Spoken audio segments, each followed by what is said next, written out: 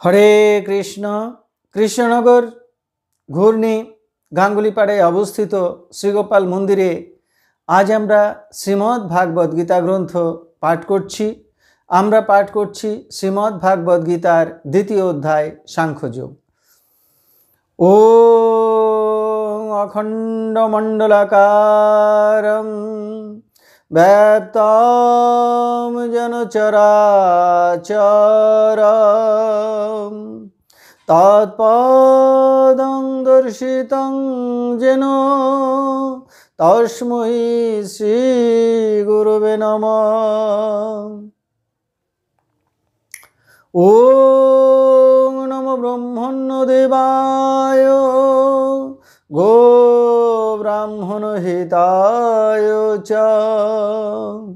জগদ্ধিতায় কৃষ্ণায় গোবিন্দায় নমো নমঃ। ওম নারায়ণং নমস্কৃত্যং নরং চৈব নরোত্তমং দেবীং সরস্বতীং ব্যাসং তত জয়মুদীরয়েৎ।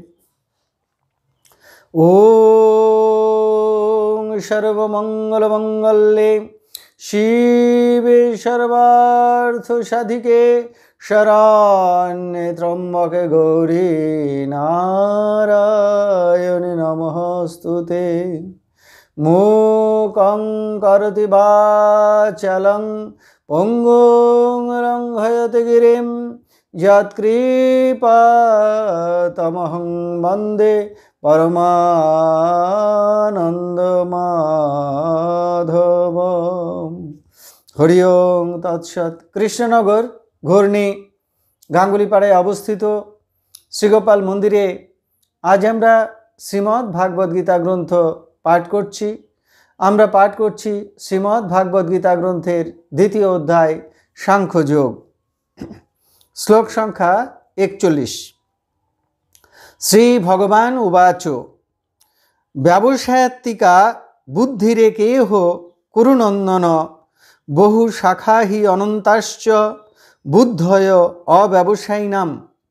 হে কুরুনন্দন, এই নিষ্কাম কর্মযোগে নিশ্চয়াত্মিকা বুদ্ধি একনিষ্ঠ হয়, কিন্তু অস্থির চিত্ত সকাম ব্যক্তিদের বুদ্ধি বহু শাখা বিশিষ্ট এবং বহুমুখী হয়ে থাকে। শ্রী ভগবান উবাচ জামিমাং পুষ্পিতাং বাচং প্রপদ্যন্তি বিপশ্চিতঃ বেদবাদরতাঃ পার্থ নান্যদস্তিতি বাদিনঃ কামাত্মনঃ স্বর্গপরা জন্ম কর্ম ফলপ্রদাম ক্রিয়া বিশেষ বহুলাং ভোগৈশ্বর্য গতিং প্রতি ভোগৈশ্বর্য প্রসক্তানাং তয়া অপহৃত চেতসাম ব্যবসায়াত্মিকা বুদ্ধিঃ সমাধৌ ন বিধীয়তে। ভগবান শ্রীকৃষ্ণ বললেন, হে পার্থ, যারা ভোগে আসক্ত চিত্ত, কর্মফল প্রশংসাকারী, বেদ বাক্যেই যাদের চিত্ত আকৃষ্ট, যাদের বুদ্ধিতে স্বর্গই পরম প্রাপ্য বস্তু, এবং যারা বলে থাকেন যে স্বর্গ হতে বড় আর কিছুই নেই, এইরূপ অবিবেকীগণ যে পুষ্পিত অর্থাৎ আপাত মনোরম বাক্য বলেন, যা জন্মরূপ কর্মফল প্রদান করে এবং ভোগ তথা ঐশ্বর্য প্রাপ্তির জন্য নানা ক্রিয়ার বর্ণনা করে, সেই সকল বাক্য দ্বারা যাদের চিত্ত অপহৃত হয়ে ভোগ এবং ঐশ্বর্যের প্রতি আসক্ত হয়, তাদের পরমাত্মাতে নিশ্চয়াত্মিকা বুদ্ধি হতে পারে না।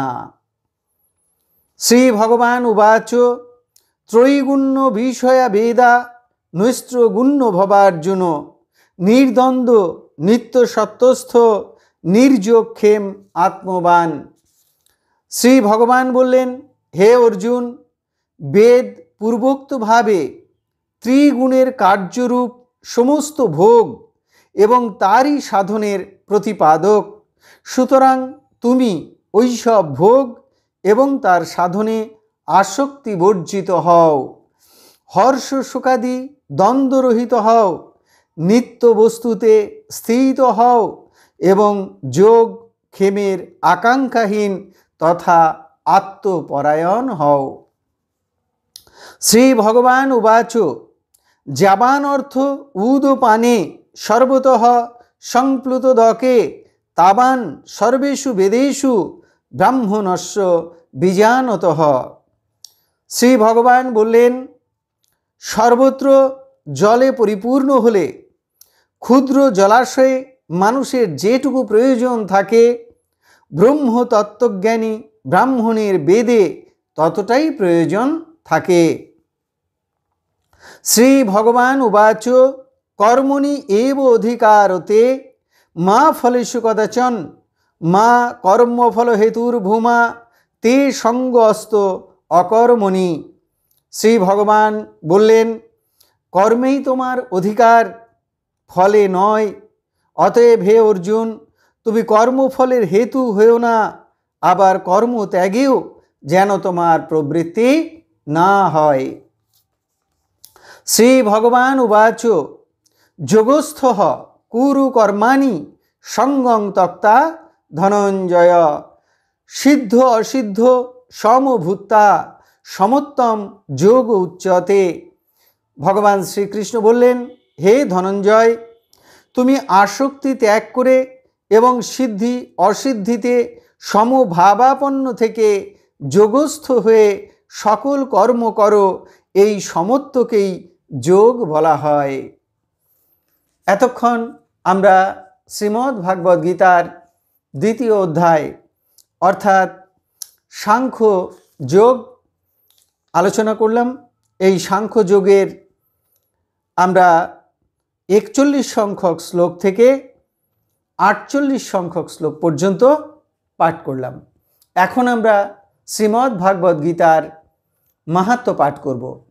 শ্রী ভগবান উবাচ গীতা মে হৃদয়ং পার্থ গীতা মে সারম উত্তমম গীতা মে জ্ঞানমত্তগ্রং গীতা মে জ্ঞানমব্যয়ম গীতা মে চ উত্তমম স্থানম গীতা মে পরমম পদম গীতা মে পরমং গুজ্জং গীতা মে পরমো গুরুঃ গীতাশ্রয়ে অহং তিষ্ঠামি গীতা জ্ঞানং সমাশ্রিত্যং ত্রিলোকিং পালয়ামি অহম গীতা নামানি বক্ষ্যামি গুজ্জানি শৃণু পাণ্ডব কীর্তনাৎ সর্ব পাপানি বিলয়ং জানতি তৎক্ষণাৎ গঙ্গা গীতা চ সাবিত্রী সীতা সত্তা পতিব্রতা ব্রহ্মাবলী ব্রহ্মবিদ্যা ত্রিসন্ধ্যা মুক্তিগেহিনী অর্ধমাত্রা চিদানন্দা ভবগ্নি ভ্রান্তিনাশিনী বেদত্রয়ী পরানন্দা তত্ত্বার্থ জ্ঞানমঞ্জরি ইতে তানি জপে নিত্যং নর নিশ্চল মানসঃ জ্ঞান সিদ্ধিং